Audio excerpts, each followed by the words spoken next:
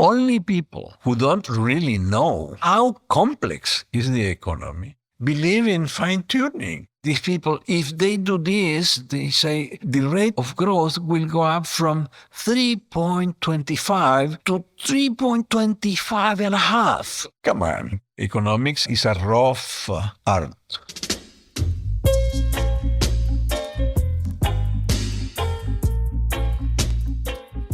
Dollarization in Latin America is back in the economic headlines. The policy is simple. Encourage the use of US dollars as the unit of account in a country other than the USA to aid the fiscal stabilization and long-term growth of that country. Yet from all corners, you have professional economists slinging unjustified objections to dollarization. Always in these cases, they never give actual examples of countries that have dollarized. How they did it, what happened on the ground, what were the empirical results. Instead, they retreat into abstract theorization. But in today's episode of the Rashid Griffiths Show, we are going to take a deep dive into the real story of dollarization in El Salvador. To do this, I am joined by Manuel Hinds, the former finance minister of El Salvador, who designed the dollarization policy. Through our discussion, based on the world as it is and not mere abstraction, it can be seen that dollarization is a simple, elegant, and powerful policy that any economy in Latin America and the Caribbean should adopt.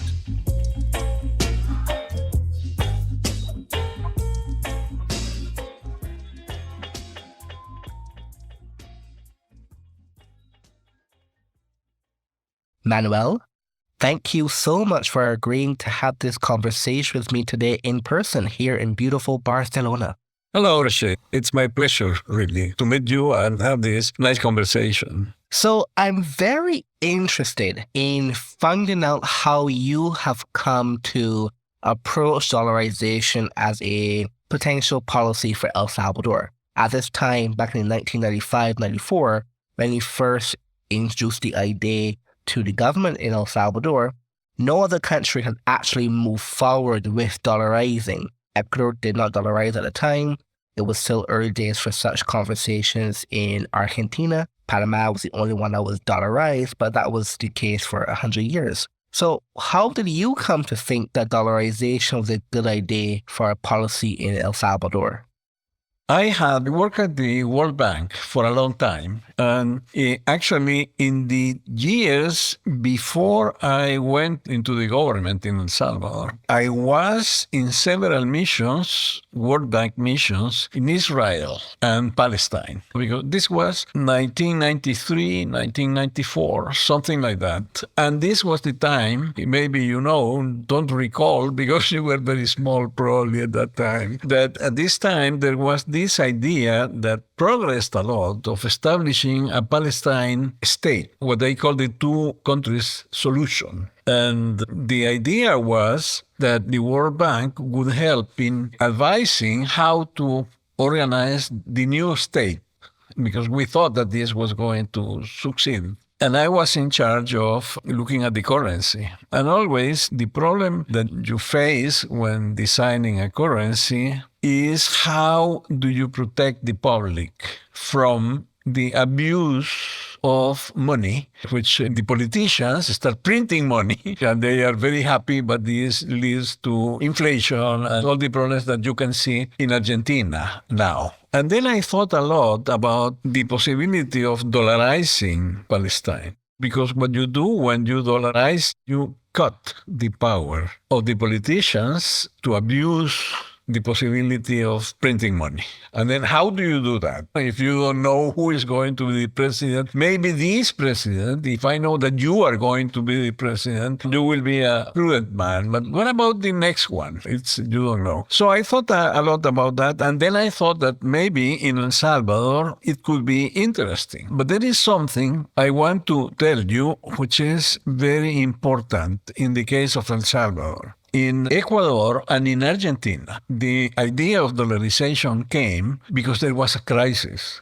there is a crisis, inflation is very high. No. In El Salvador, we dollarized when our inflation was 2% per year and the economy was stable. Why did we dollarize? The problem that we were having in El Salvador was that we had a civil war in El Salvador in the 1980s, and then the new government came in, Cristiani, then Calderón Sol, and then Flores. And Cristiani faced 30% inflation, which compared to Argentina is nothing, okay? But to El Salvador, it was a lot. And then the economy was stabilized with a traditional solution. The traditional solution is don't print more money, period, okay? And then the country established something like the currency board in Argentina, but informally. El Salvador never said we are not going to establish a currency board.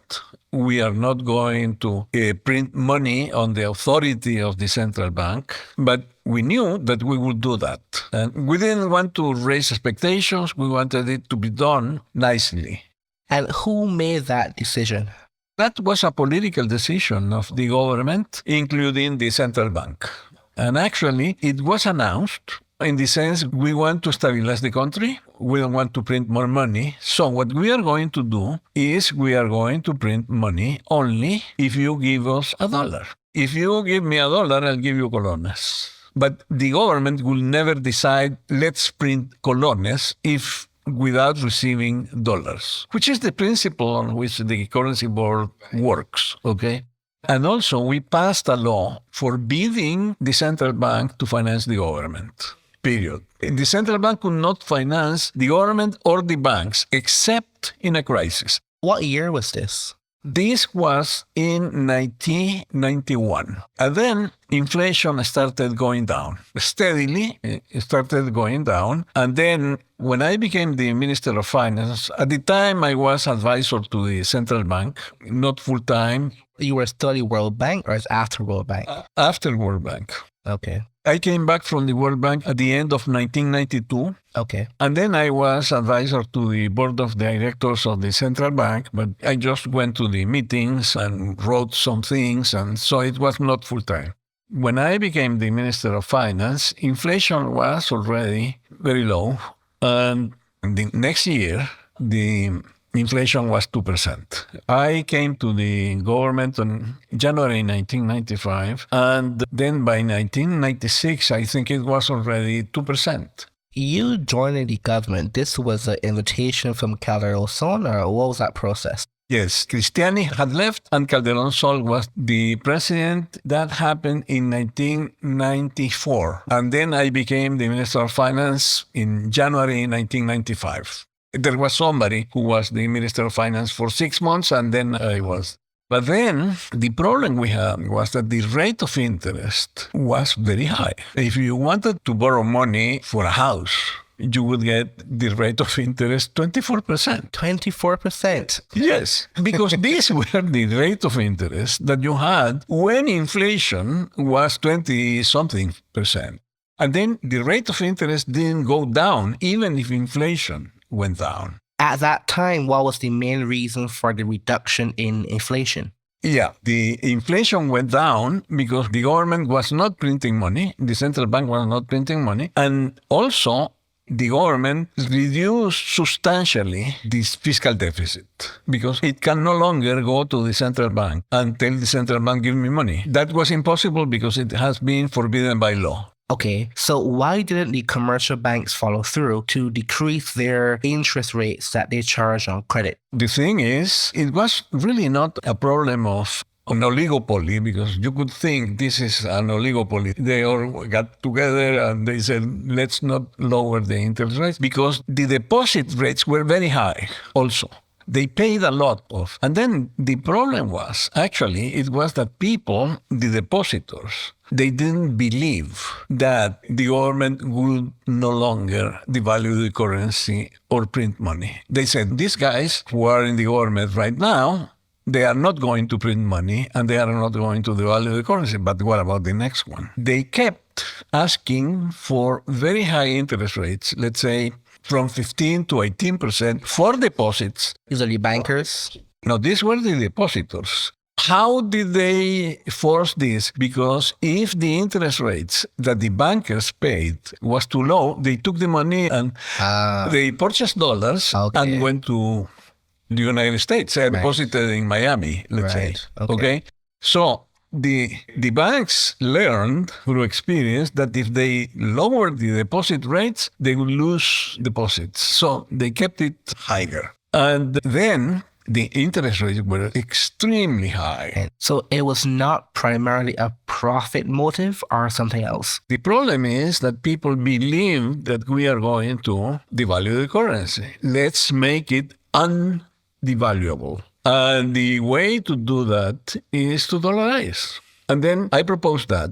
But I proposed that within a lot of other measures, which included the privatization of electricity, telephone, and telecommunications, and also the reduction of protection.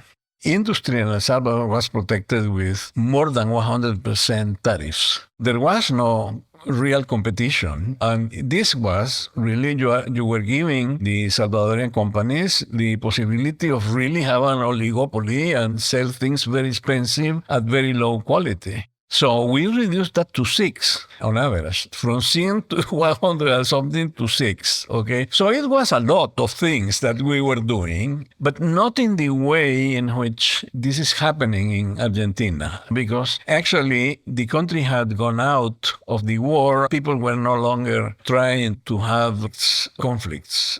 So we negotiated this with the opposition. We spent a lot of time negotiating with them, explaining why we wanted to do this and so on. And then we were really having a lot of problems trying to pass the reforms. And then I had a meeting with the president, with Calderon Sol, and he said, let's drop at least one. We have too many things in the kitchen, okay?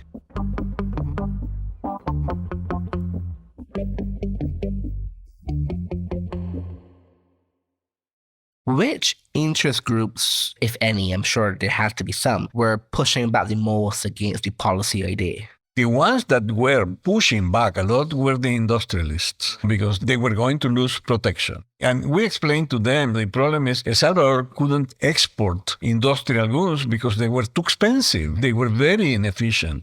But then the political situation was that we had to drop one of these things so that we concentrate on the other ones and pass the reforms. And so we dropped dollarization.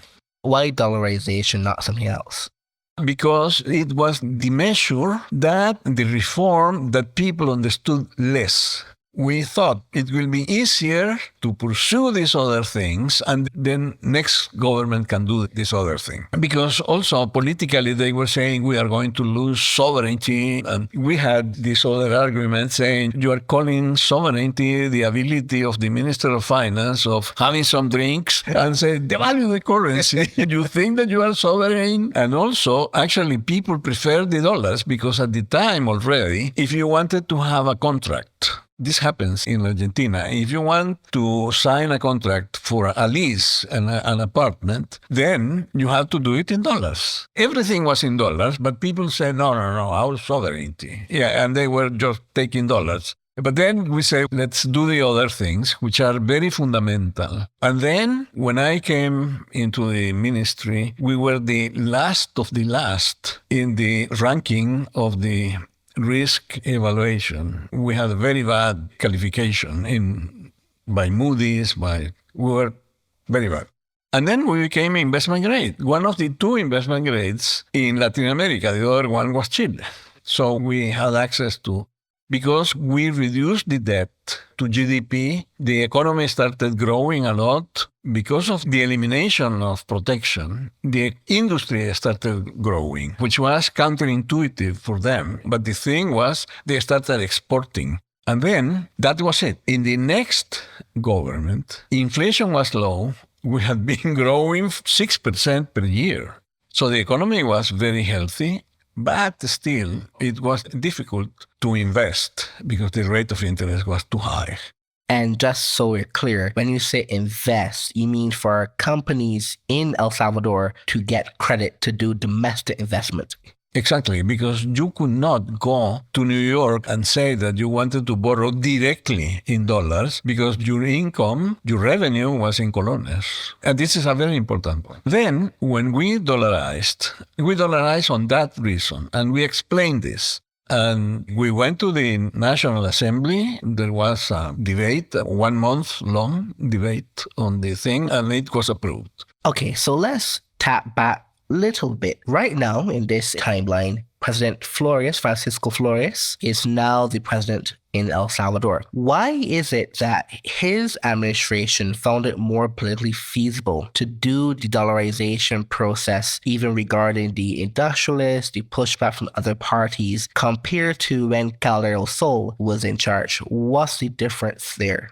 Because of two reasons, I think. Number one, because people had more time to evaluate the idea. When you are presented with, we are going to reform, this is something I saw with Milei. He's going to have a problem because he wants to reform everything.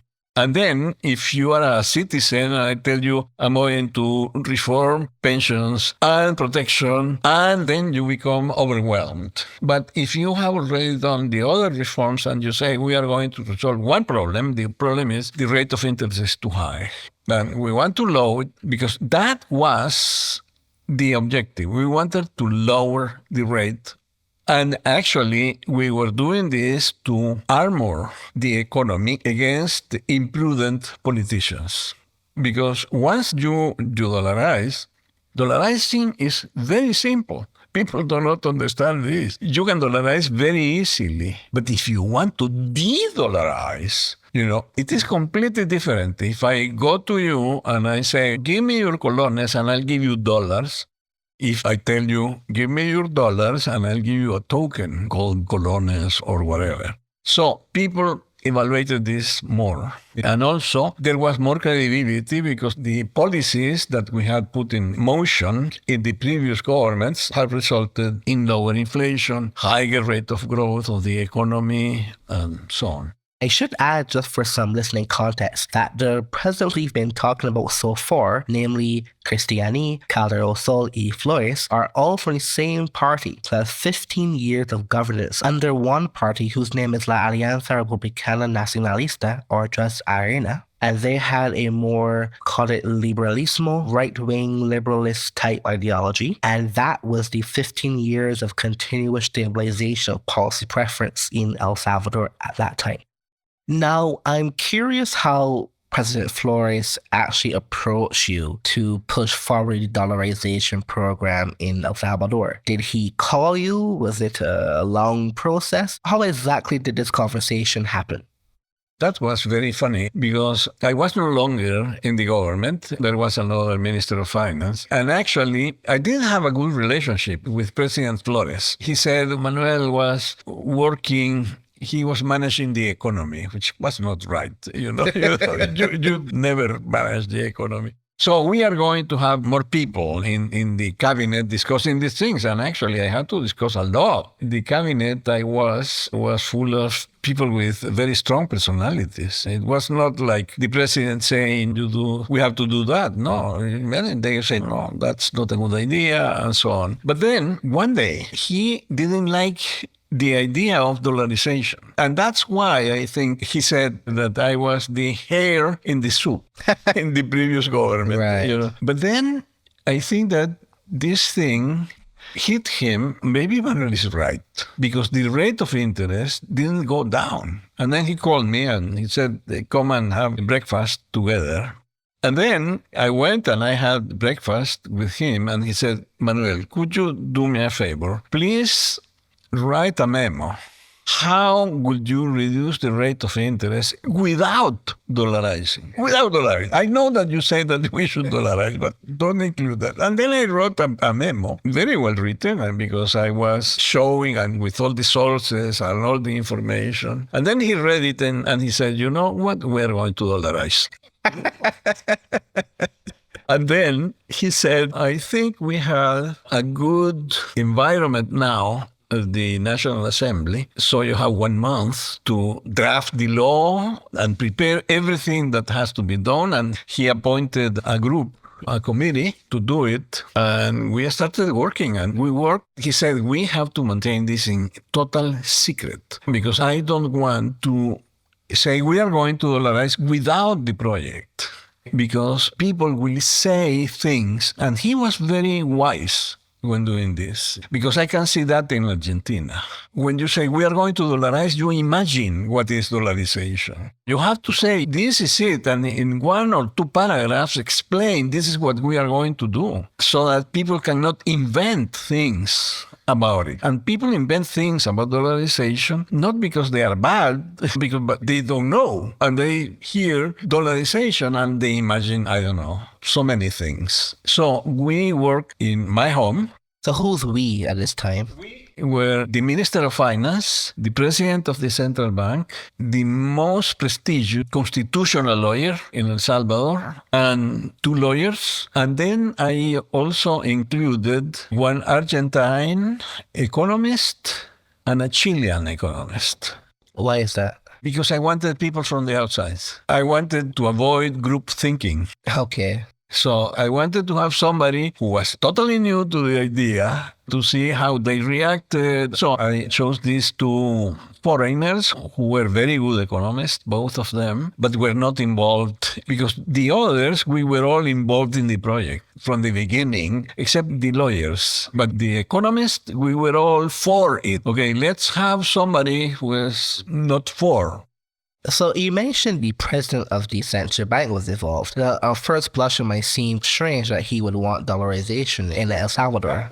Yes, he was a very special person because he really understood the problem and he wanted to resolve the problem. He was not defending his position, really. We faced exactly the same problem that you say with the IMF. The people from the IMF visiting the country, which was middle-level people, they were totally against. Because, of course, that would cut their work by half. But actually, I had the advantage that I had a very good relationship with Stanley Fischer, who was the top economist in the IMF. I had access to him. We were friends. And I was friend also of Larry Summers, who at the time was the second in the Treasury. After that, he became the Secretary of the Treasury. And so I talked to Stanley Fischer, and Stanley Fischer knew better. And he said, I think it's a very good idea.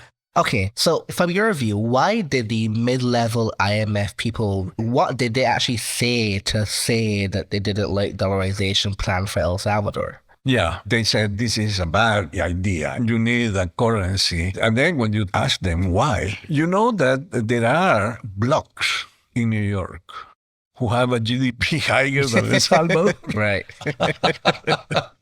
And you're going to tell me that if we were talking about buildings producing a certain amount of money, this building should have a different currency from the next building. Why? Why? But I'm not going to accuse them that they were defending their positions. But actually, there was this thing. El Salvador wants to become independent from the IMF in that respect in the currency. They still don't like it. Yes, that's true. Actually, we didn't need permit because we had the dollars. We could use them for whatever purpose we had. And also, much less we needed something from the United States. But it's good to have the treasury on your side.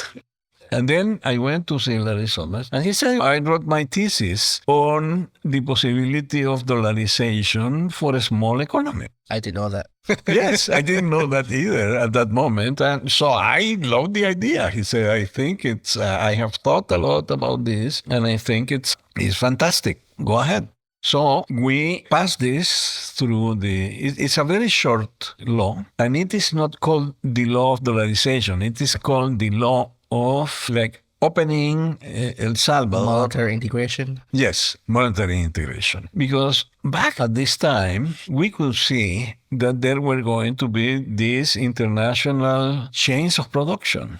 Its globalization was already underway. And then if you really wanted to integrate into the international economy, you need dollars. Because if, let's say, you think of the production of minis, the car minis, and then you say, oh, that's a British car. Yes, but who is the owner? BMW. Okay? And the engine is an BMW engine. But the injector is manufactured in Poland and the tires are manufactured in France. So if you are managing the Mini brand, you cannot be there making cost calculations every day. Wait, now the tires are more expensive. Why? They are more expensive because the franc went up. But then the injector is less expensive because the Deutschmark went down. You have to have one single currency to keep all your costs under control. And that's the dollar. Yeah, here in Europe, it could be the euro. But you need a very strong, widely accepted currency.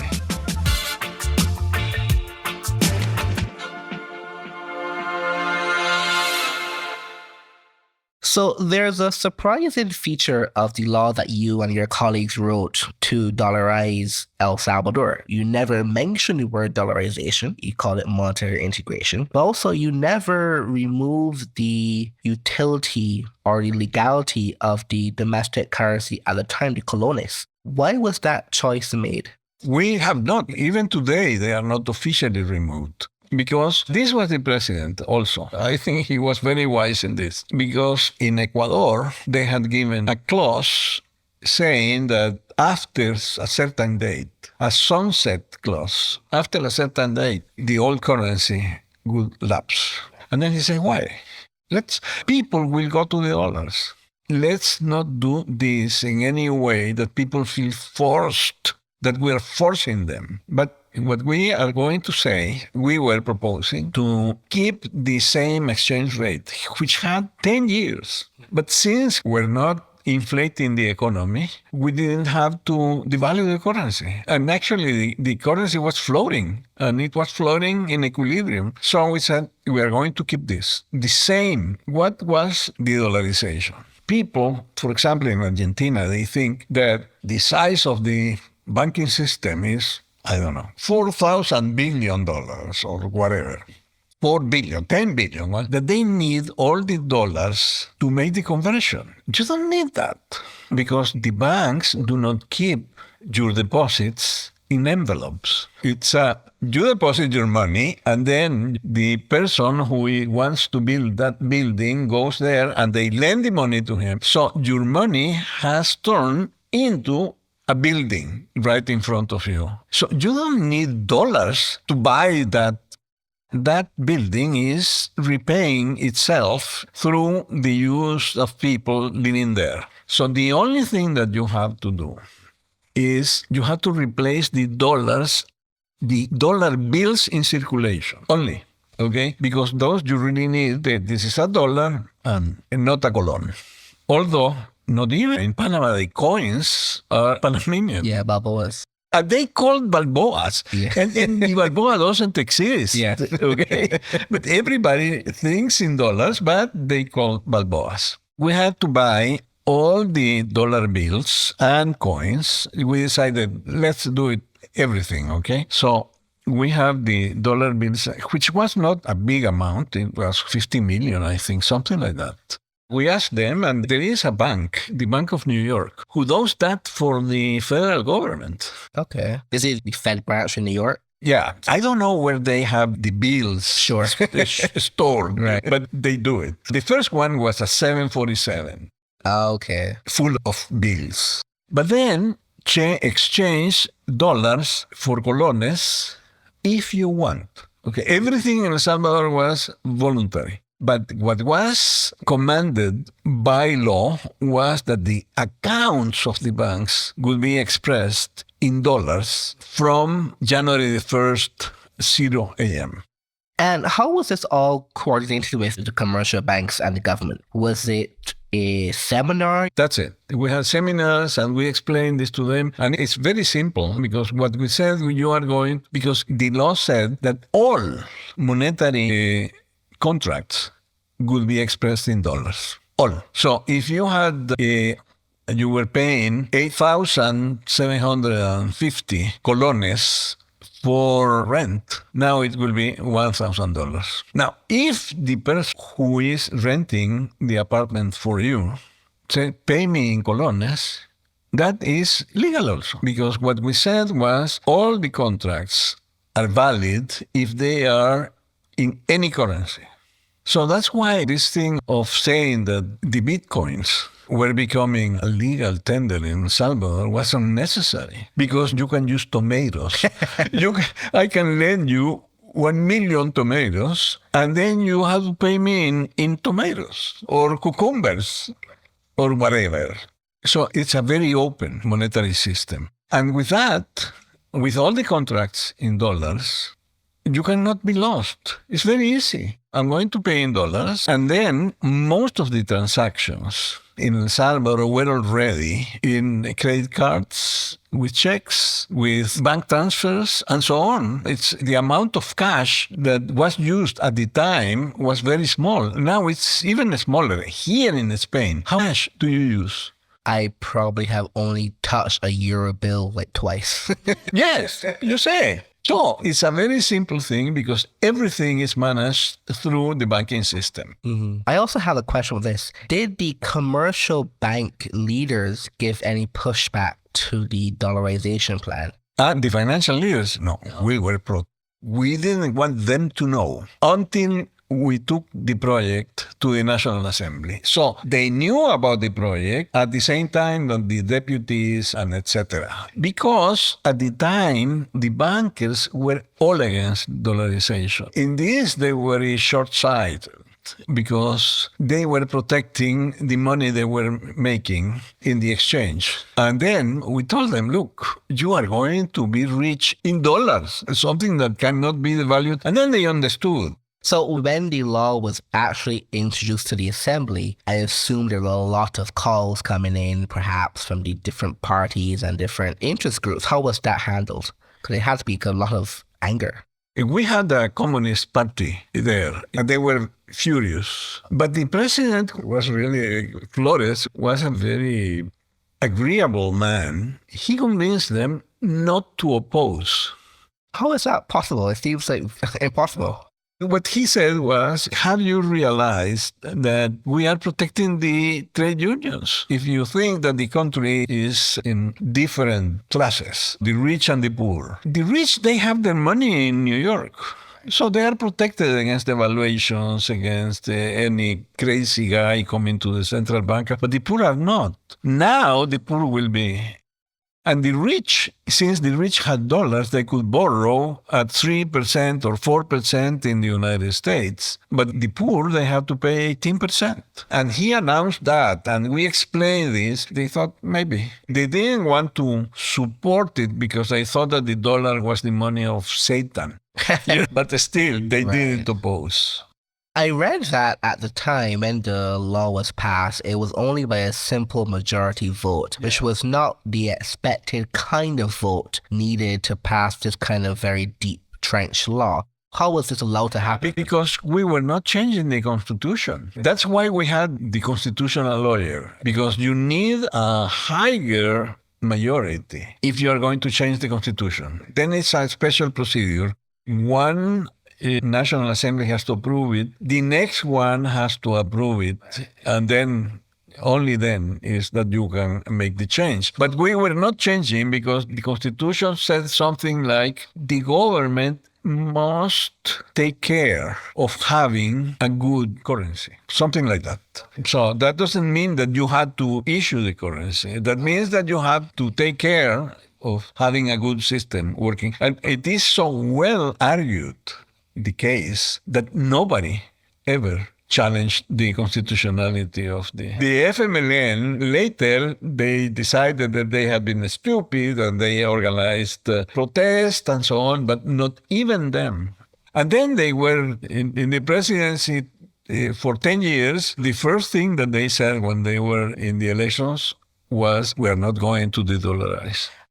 And I have some questions about that. So, okay, so the bill is passed. So eventually the bill was introduced, and it's like, what, 1 month later it was fully passed in assembly. Then it came into force. Just November was passed, and then in January the following year it came into force quite quickly.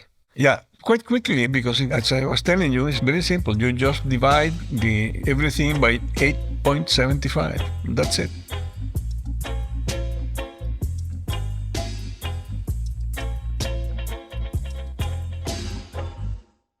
When the bill was coming into force or was passed, do you have a recollection of what the other countries around the Central America were saying about the new move in El Salvador? There were people in Guatemala saying, wow, maybe we should do this, but very promptly that died. That 10 years after the fact, more or less, I think, when the first president of the FMLN came to power, he put in the central bank a real enemy of dollarization. He had always said, he's an economist, he used technical arguments, which are the same, which are in the PowerPoint. Those are the arguments that if you have your own currency, then you can devalue and then you promote exports. If this were true, Argentina would be the largest exporter in the world. Right. This kind of argument. But then he asked the IMF to make an assessment. And of course, they put somebody of these people who came to tell you the truth. The guys did a very good job because they didn't take this an opportunity to say, But in this PowerPoint, the last page of the presentation is taken from a report they wrote. And they said that due to dollarization, the private sector and the government had real savings, even including señorías net, which was, I think it was something like 0.75% of GDP per year from now to eternity because of the lowering of the financial costs of the country. Even this guy, he was expecting maybe that the IMF will say, yes, you have to de-dollarize. And the IMF said that actually we had managed the crisis, the 2008 crisis, better than the rest of the countries in Central America. And I know that because the World Bank, I was no longer with the World Bank, but I did some consultancy for them. And then the World Bank asked me to go around Central America, including Panama, to see how they were managing the 2008 crisis. And then, of course, in Panama, we don't have any problem, like in Salvador. And I remember I was good friends with the president of the Central Bank of Costa Rica. And then I came into his office smiling and, hello, how are you? And he was overwhelmed and he said, wow, I can see the difference between being dollarized or not. Because he said, we are here, we don't know what to do, devalue, appreciate, or like, what do we do? And we say, we go to the beach because the market manages this. Okay, so did the dollarization of Ecuador give any political coverage, you think, in El Salvador for Flores to push forward his plan?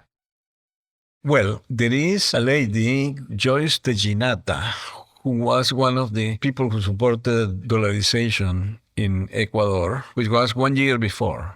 And we were friends, and she was the president of the Small Enterprise Association in Ecuador. And in El Salvador, the small enterprises were very concerned. They didn't know what would happen to them. We gave them seminars, but still, and so we brought her. And she spent almost 1 month in El Salvador talking to small enterprises and explaining how this has worked in Ecuador. She was very helpful. Okay, so now El Salvador is dollarized. This is 2001. And the rate of interest went down immediately. Right. And the duration of the loans was expanded. In El Salvador, you could borrow to build your house at 18% and 5 years. It's really the market. It was very small. The government had to subsidize people so that they could buy their houses. But then the mortgage rate went down to 6.5%. And the maturity went up to 25 to 30 years. But It was in 3 months. And since then, including the time of the crisis, because many people say the first crisis, El Salvador goes, and even including the crisis, maybe the interest rate went up from 6.5% to 7%. Nothing, really. But still now, it is about 6.5% and 7% in this moment. This idea of the long-term credit is so dramatically overlooked when people talk about Latin America. As I mentioned, I lived in Panama, and me and my husband, we have a house in Panama, and the mortgage rate is 2%. Yeah. For 30 years. That is unheard of across Latin America. That's right.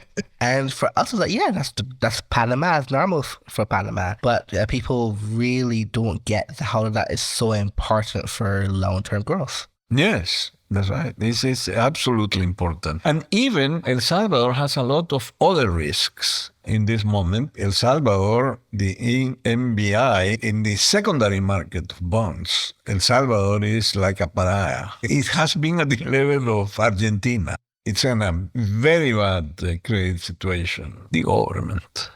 So I have only this scene to explain this. The Minister of Finance is with his secretary, and he is complaining, we cannot get money in the international markets. They are saying that maybe they will lend us money for 18%. We cannot survive this. And then the secretary said, Mr. Minister, this is very interesting, but could you allow me to leave now because I have to go to the bank because I'm going to sign a new loan for an apartment at 6% for 30 years.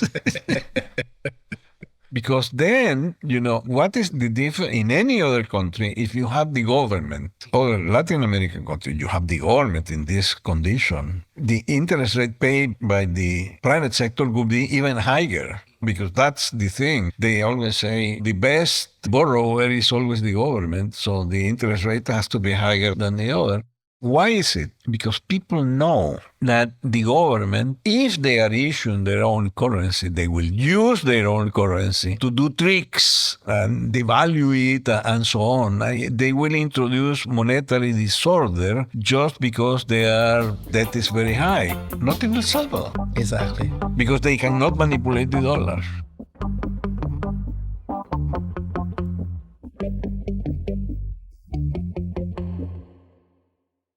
Now, Manuel, I would like to transition to talking about some of more theoretical problems and objections when it comes to dollarization. It seems to me like one of the most common theoretical objections for dollarization is this idea that the central banking function as lender of last resort would go away, and therefore that would be a bad thing for especially small economies that should have this lender of last resort function. So you have countries like Panama, El Salvador, Ecuador. They do not have any central bank, so they do not have any, it would appear, lender of last resort, but they don't seem to be having that much of a problem. Is it true that a lender of last resort is necessary for small open economies like the ones I listed or any other small open economies? It is true that there is no lender of last resort, domestic lender of last resort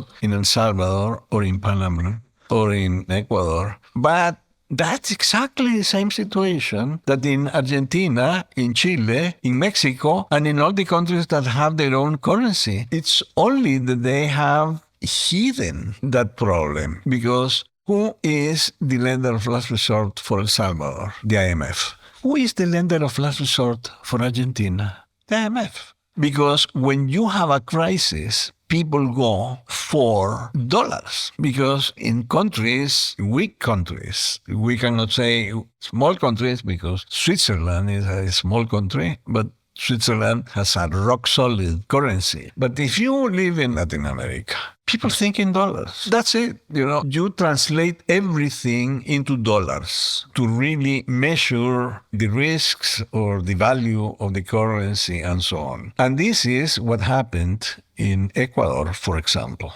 In Ecuador, there is this graph of the deposits in Ecuador going down. But then, when they dollarized, the deposits started going up again. Because really, the inners in Latin America, all the crisis that you have, the banking crisis that you have, started with a currency crisis. All of them. Argentina, back when the currency board came down, it was a currency crisis, and then it became, because people take the money out of the banks, the pesos out of the bank to buy dollars. See, that's a point people don't seem to understand, because especially if you're American, you assume the functionality of a crisis, it works the same way. Exactly. If you are an American, you don't realize that things are different in other countries. That in other countries, I discussed this in this book, it is completely different, the monetary theory that you have to apply when your trust is in your own currency or your trust is in another country's currency. When you print money, let's say that we are in Argentina and we print money, we print pesos. The central bank cannot print dollars, only pesos. But then every time that you print pesos, by the same reason why that increases domestic demand, increases your demand for imports. Because if you,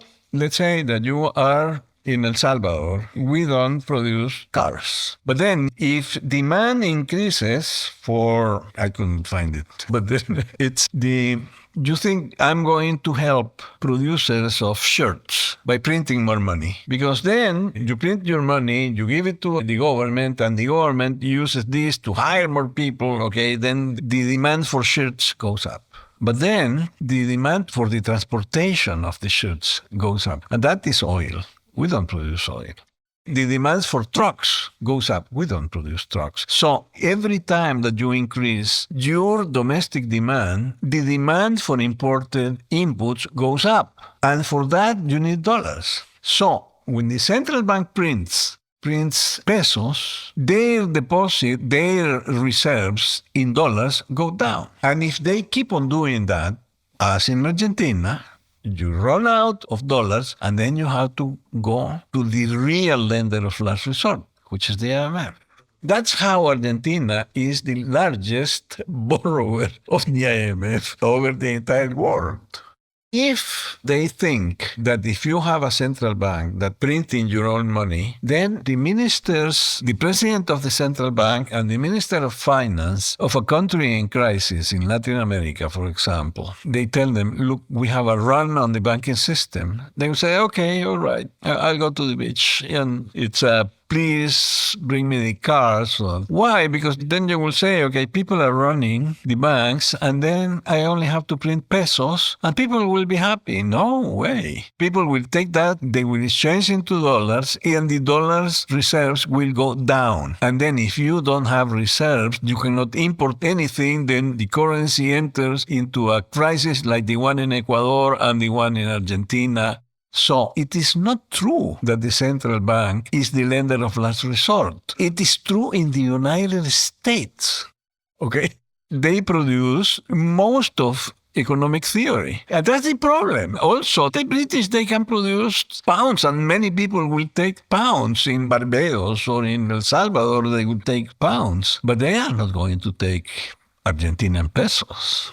The problem is that most economic theory is produced in countries, mainly the United States or Europe. If in Europe they have a problem with the money, they can print a lot of euros. People will take them. In Argentina, they won't take it. They will take them and they will exchange it for dollars. That's completely different. Another common objection to dollarization, Manuel, is the idea that the government should retain the power of currency devaluation. And the argument here is that if you have that power, you can operate some kind of economic fine-tuning, or say some idea of fiscal-laden monetary policy. Now, that argument has two parts. Of course, generally speaking, devaluation, that's what they mean. But then the slightly deeper aspect of it is when you do currency devaluation, devaluation, of course, you can't really change the import prices because those are set internationally and not domestically. But when you do devaluation is, in fact, you simply reduce real wages. Now, even if you were willing to make the trade-off of reducing domestic real wages, is that worth it? Does devaluation aid economic growth? The people who say that, they forget that there is a theorem in economics, which is that you cannot change your terms of exchange. They don't know that because that is a theorem in trade theory. And I have noticed that there are economists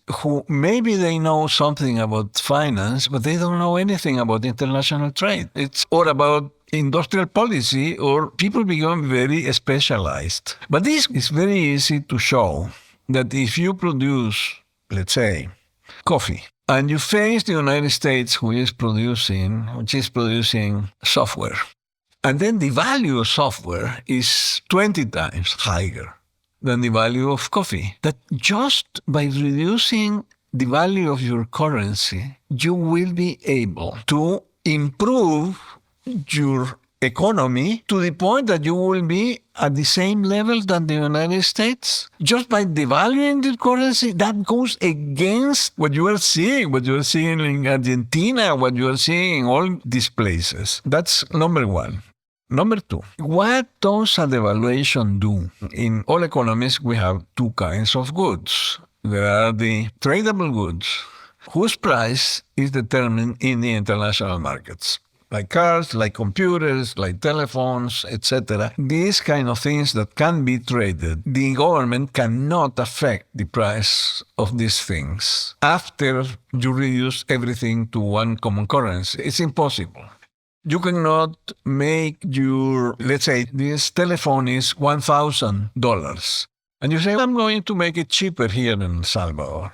I'm going to devalue the currency by half. And then this thing will be half the price. You are crazy. Immediately, the price will adjust for the devaluation. You cannot affect those prices. What are the prices that you can affect with a devaluation? The non-tradables, which are the things that are, the price is determined inside the economy. And the most important of that is your wage. Your wage working in El Salvador is determined here in El Salvador. Okay, so when you devalue the currency, the price in the domestic currency of the imported inputs or whatever tradable we are talking about will increase immediately. So what will be reduced? The one that will be reduced is your wage. And actually, what I am saying is the basis for the idea that exports increase when you devalue the currency, because they say you are devaluing your real wage. You are reducing. Is that going to establish to say I'm helping my country because I am reducing the salary of the wage earners? That's not really a good way to. That's why immediately the trade unions react and they say, adjust me for devaluation, because people are not stupid. The only is the economists who believe that this can happen. It doesn't. And then you go into this vicious circle. Then you devalue the currency, and then the trade unions say, adjust me for that. And then after, this happens in Argentina, this happens in any case, in which you end up. Actually, I have, I think, a few paragraphs on this about demagogo, in which the guy says, now I am devaluing at the same rate as inflation, so I am in the same situation as if I had zero inflation, but with incredibly more cost. Because adjusting to it has a real cost. This is just an illusion that you can, as I said about the exports, if it were true that you can adjust these things with fine-tune, then America would be the richest region in the world if they do it continuously. Besides, I don't believe in fine-tuning. Only people who don't really know how complex is the economy, believe in fine-tuning. These people, if they do this, they say the rate of growth will go up from 3.25 to 3.25 and a half. Come on. Economics is a rough art.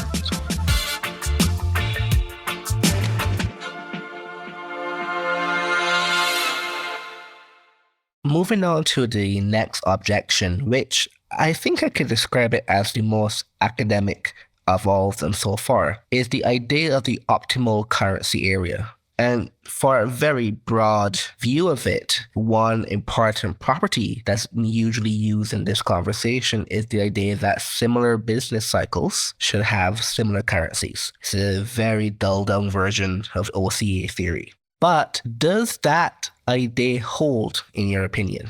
Let's recognize that the view of the central bankers and your view regarding currency are opposite. Because what would you ask of a currency? You want stability.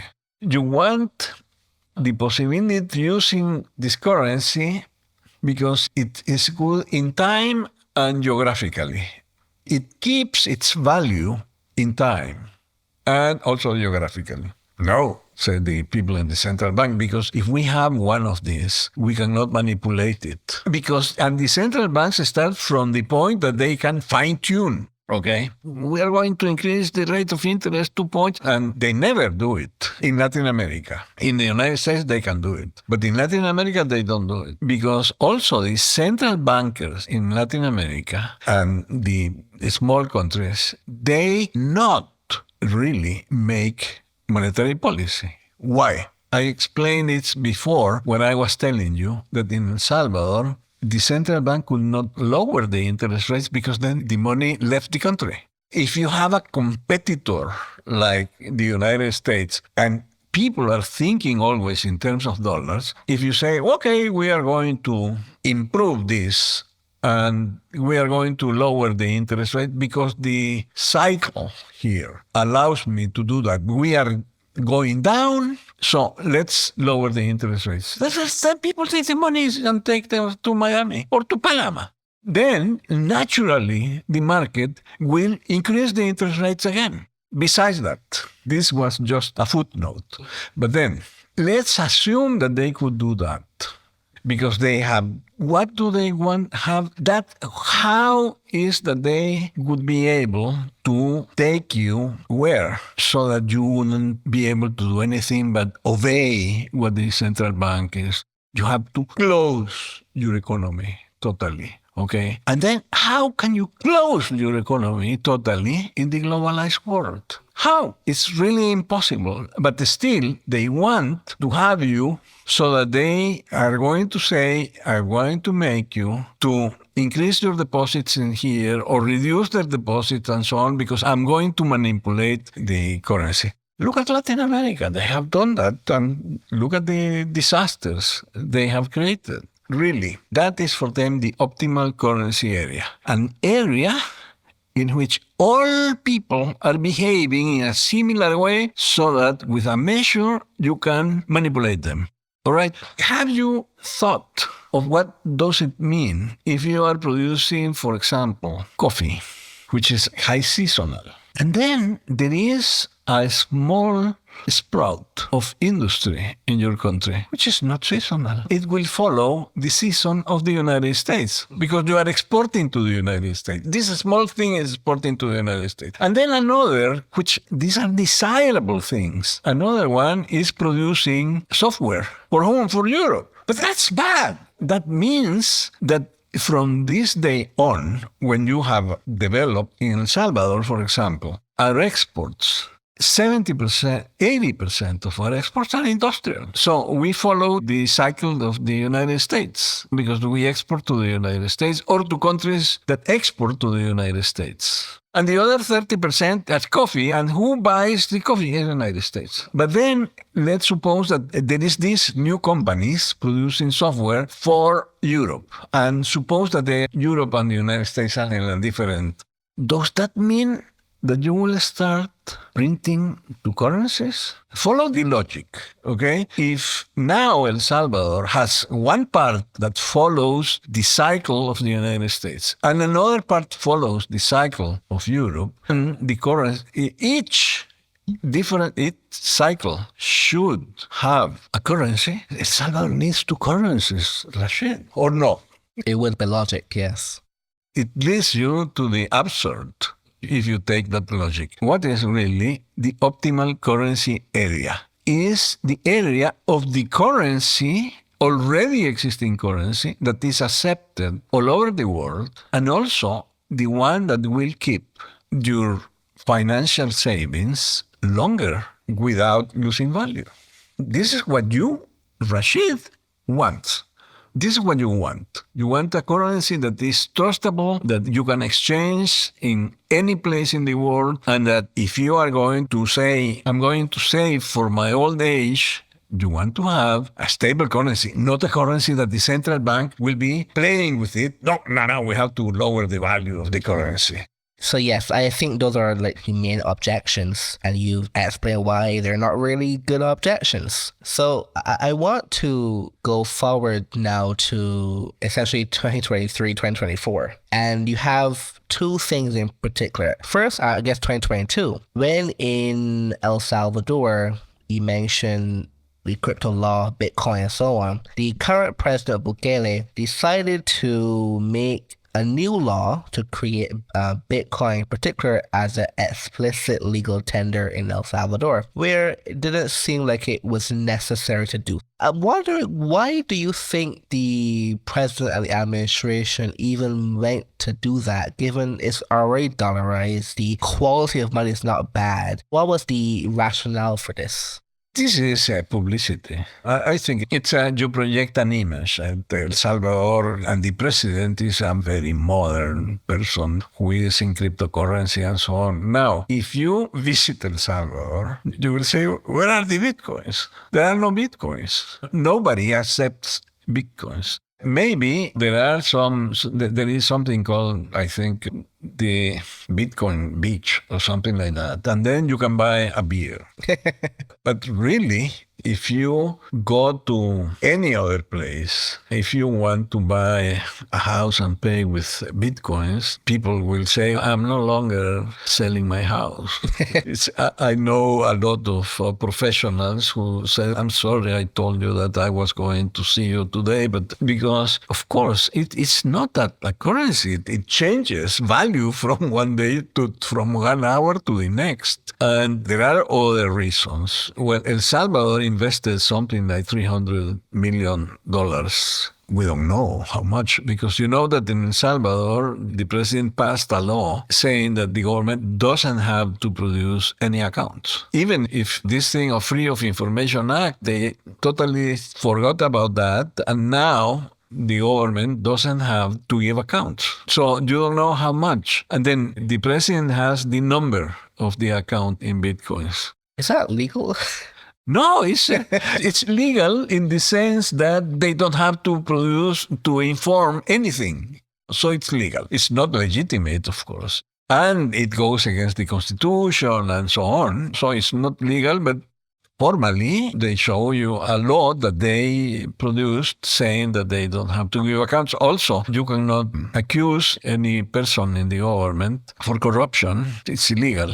It's illegal because for 7 years, you cannot provide they don't have to produce any number or data. And only he can accuse. Only the president can accuse of his own people, of course, but they don't produce numbers and so on. So the other thing is, I think that the president really believed that by doing this, he would project a great image, and many of these people who are around Bitcoin probably told him, we are going to bring enormous amounts of money if those enormous amounts of money never appeared. Has Bukele made any consistent disparaging remarks about dollarization as keeping him from doing some kind of fiscal policy?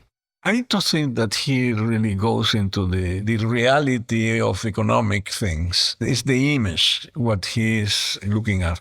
And then he says the Bitcoin is fantastic and so on, but there are no Bitcoins. And only people outside El Salvador think that people are trading in Bitcoins in El Salvador. They are not. There are people who buy Bitcoins and so on, but that you will see this like dollars. We've mentioned Argentina a few times in this conversation so far. I want to discuss that a bit more explicitly now. Of course, as we know, Argentina's recent elected president, Milei, has indicated, at least on the campaign, that he had planned to dollarize Argentina urgently. And now that he is the president, this has seemed to become pushed on the back burner a bit. Has any of the Milei economic team contacted you about dollarization plans in Argentina at any point in time?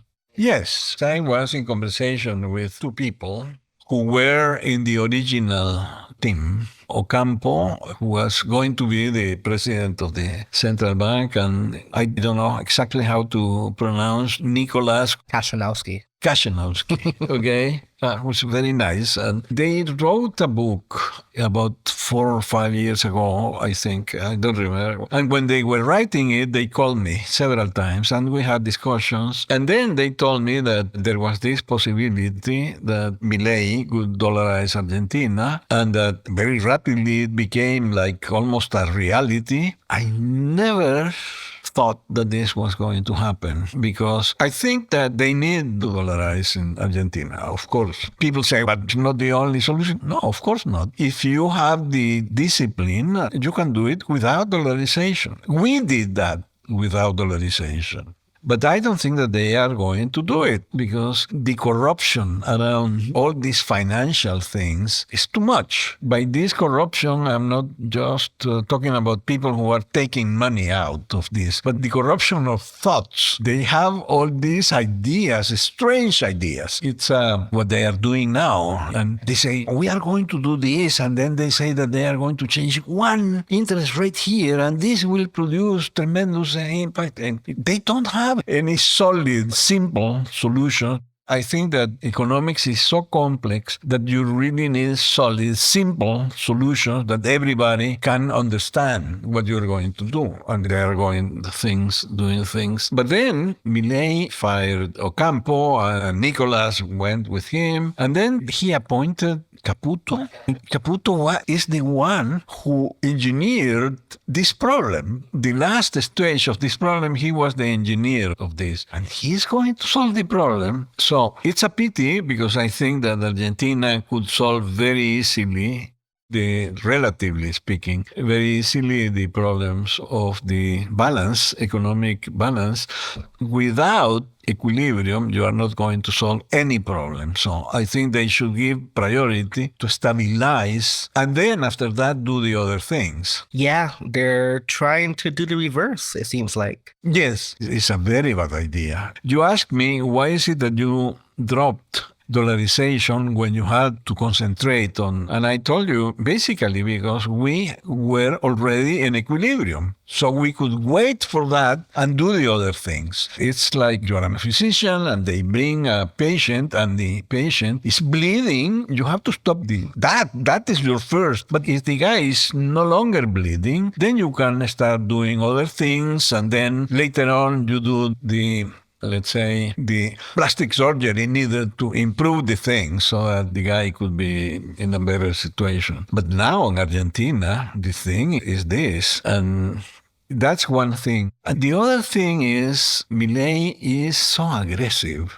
I don't think that's the way to do things. People will just reject it, just by the way he treats people. In El Salvador again, has there been any reduction in support from the population for dollarization recently, or is it still as strong as it has always been? Dollarization was an issue in the first 1 or 2 years. Now people just take it for granted. Right. There's no discussion of this. Yeah, I guess the same as Panama, but obviously Panama has a much longer history. Yes. They have a century. Yeah, but no one even ponders the idea of not having dollars anymore. Thank you so much, Manuel, for this very insightful interview. Thanks to you. It's a pleasure, Rashid.